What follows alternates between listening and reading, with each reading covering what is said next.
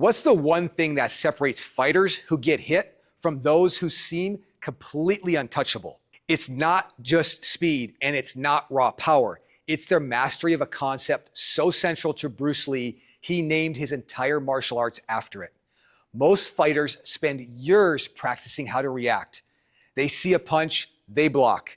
They see a kick, they move. They are always one step behind. They're constantly playing catch up. In the next few minutes, we're going to throw that whole idea in the trash.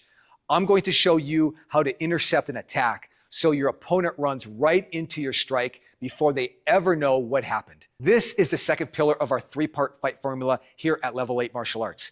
In our first video, we broke down the absolute necessity of controlling space.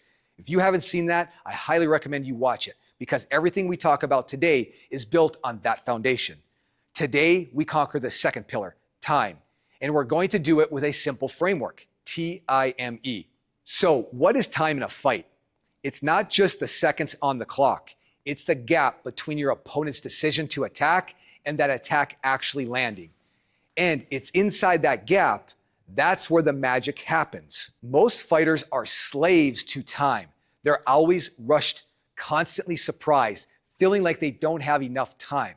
But the elite fighters, the ones who look like they have all the time in the world, they don't have more time. They control it. They manipulate it. They turn time itself into one of their weapons. My goal today is to give you that control. And it all starts by understanding that space and time are fundamentally linked, which brings us to the first letter of our framework, T. T stands for track the distance. This is the bridge from our last video to this one. Space dictates timing. I'll say that again, because it's a fundamental law of fighting. The space between you and your opponent dictates the timing of every single interaction. Think about it. If you're standing 10 feet away from someone, how much time do you have? In fight terms, an eternity. You have time to see an attack, analyze it, consider your options, and then finally react. The bigger the gap, the more time you have. Now, what happens when the distance shrinks to just 3 feet in a fight? The available time collapses. Decisions have to be made in fractions of a second. The distance determines how long it takes to reach what we call the collision zone, the point where your weapon, in this case a fist, knee, elbow, leg, etc., meets your intended target. Think of a car right next to you on the freeway. The time you have to react to them swerving into your lane is much shorter than if they were 2 car lengths ahead of you. This is why you must constantly track the distance. It's not passive. It's an active, ongoing process of scanning and calculating. How far is he? How much time does that give me? How much time does that give him? You have to be constantly updating this internal radar because if you don't know how much time you have, you can't use it. But I have to warn you that this needs to be developed without overthinking it. Put it into action and let insight come from real practice reps. This constant awareness is your first step to mastering time. And once you're tracking that distance, you can move to the most important part of the entire video, the secret Bruce Lee unlocked. The I stands for intercept. Don't just react. This is the concept so powerful, Bruce Lee named his art Jeet Kune Do, which literally translates to the way of the intercepting fist. Most martial arts teach a 2-beat system.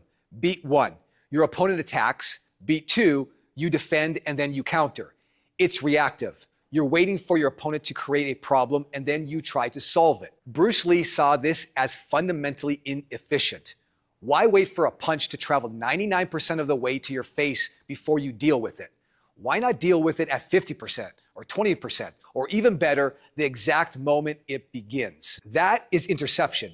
It's the art of meeting an attack as it develops. When you get great at this, you start reading intention rather than reacting to movement. It's not a block, and it's not a traditional counter. It's timing your own strike to collide with your opponent's incoming motion, effectively using their own attack against them. This is commonly known as a counterattack. For an opponent to attack you, they must first move towards you. That forward movement, that commitment, is the opportunity. This is the famous stop hit of Jeet Kune Do. As the opponent starts their punch, their body moves forward. An intercepting fighter doesn't back up. They don't block. They fire a direct straight line attack right down the middle, meeting that incoming force. They hit the opponent while the opponent is still busy trying to hit them. Taking it one step further, counterattacking doesn't have to sit on straight lines. This can be achieved with angles and circularity. The psychological effect is devastating. It scrambles their brain. They expected to land an attack, but instead, they ran face first into a fist they never saw coming. You're no longer playing their game of attack and defend. You're forcing them to play your game. You aren't reacting to the past, you're attacking the future. If you're starting to see how this one shift from reacting to intercepting can completely change your game, do me a favor and hit the subscribe button. We're building a community here at Level 8 dedicated to breaking down the deep principles of fighting, and we're just getting started. Now, knowing you need to intercept is one thing. Being in the right place at the right time to do it is another. That brings us to M, match your movement to the space. This is where so many fighters get it wrong. They grasp the idea of interception, but their footwork completely sabotages them. Here's the mistake I see constantly. A fighter gets aggressive and charges in to land an attack. Their opponent throws a counter, and the first fighter panics. They jump back, but they retreat too far. They create a huge gap of empty space. In their mind, they're safe, but they're not. They've just handed all control of time back to their opponent. From that safe distance, they decide to launch an attack again. But look at the problem they just created. They now have to cover a massive distance just to get back to range, or that collision zone that they want to create. Their opponent can see them coming from a mile away. As they rush back in, they become predictable, and they end up running straight into a strike, getting tagged way harder than they ever should have. The key is to match your opponent to the space you're in. If the gap between you is tight, your movements have to be small, quick, and efficient. A half step back, a slight pivot, a single angle change. This lets you evade a shot without giving up your position, keeping you in the perfect zone to intercept. When you're close, move a little. When you're far, you can move a lot. Don't retreat 5 feet to avoid a 6-inch punch. That's bad math. Your footwork is the engine that drives your timing.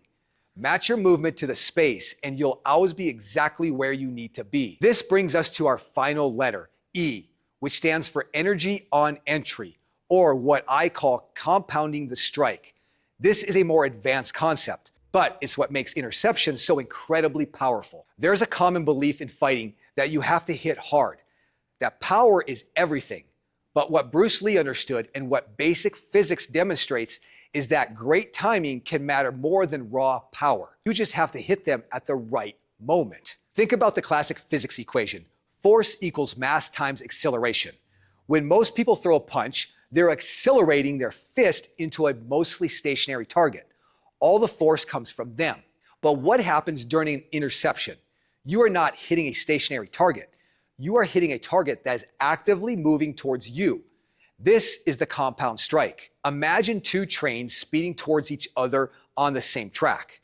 When they collide, the impact isn't just the force of one train hitting the other, it's the combined catastrophic energy of both. The damage is magnified dramatically. That's exactly what happens with an interception. Your opponent is committing their own body weight and momentum forward into their attack. At the same time, you're firing your strike forward to meet them. When your fist connects, you aren't just hitting them, you're colliding with their incoming energy.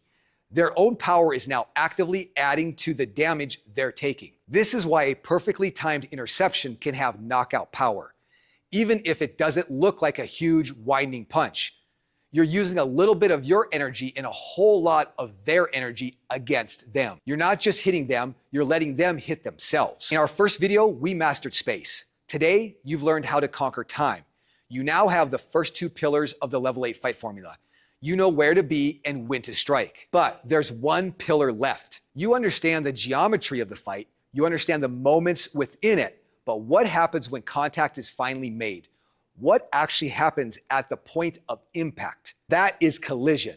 And that is exactly what we'll be breaking down in the third and final video in this series, and you won't want to miss it.